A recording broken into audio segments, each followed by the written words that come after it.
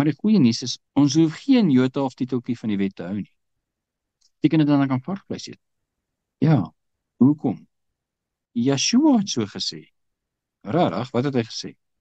Hy het gesê, nie wat by die mense mond ingaan, maak hom onrein nie. Maar wat by 'n mens se mond uitgaan, dit maak hom onrein.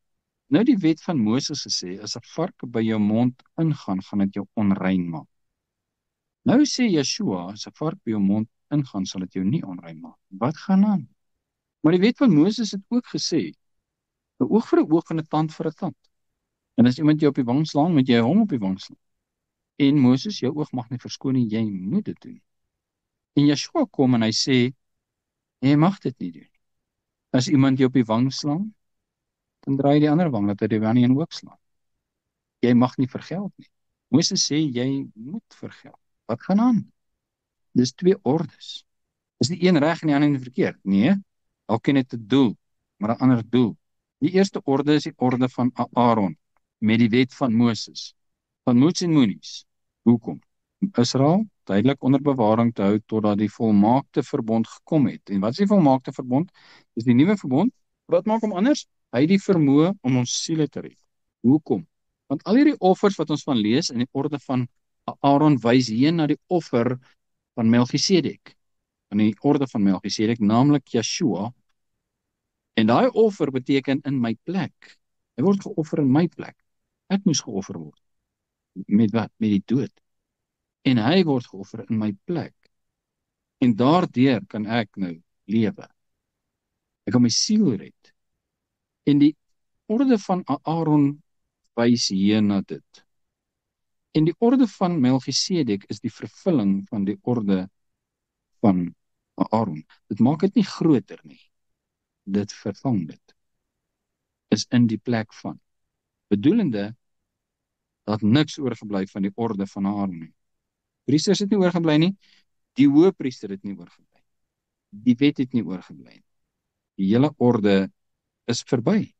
Dis vervang met 'n groter en sterker en heerliker orde. Orde van Melchisedek. Nou die orde van Melchisedek is al 2000 jaar geldig. Watter deel van die orde van Aaron is nog geldig? 0.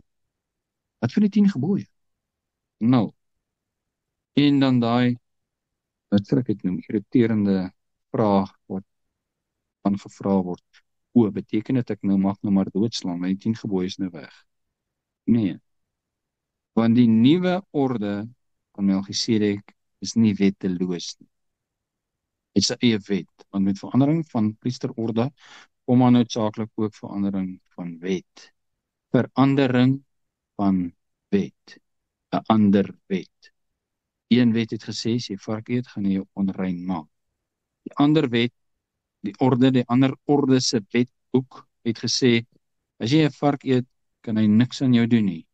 Is jy verstandloos. Dit gaan in jou maag in en word in die heimlike uitgewerk en dit het geen invloed op jou nie. Dis Yeshua se woord.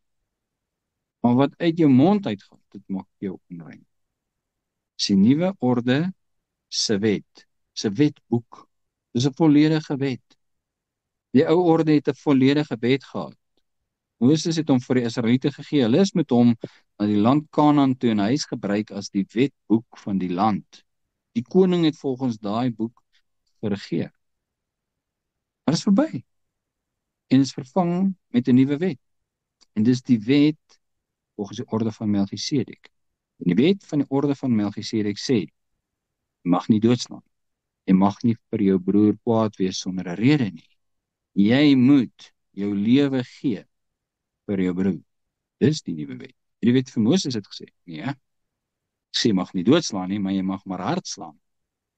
As jy hom geslaan het, en daar lê in sy bed, en na 2 dae staan hy op en hy loop met sy kierie rond, dan moet jy hom vergoed vir sy tyd wat hy verloor het.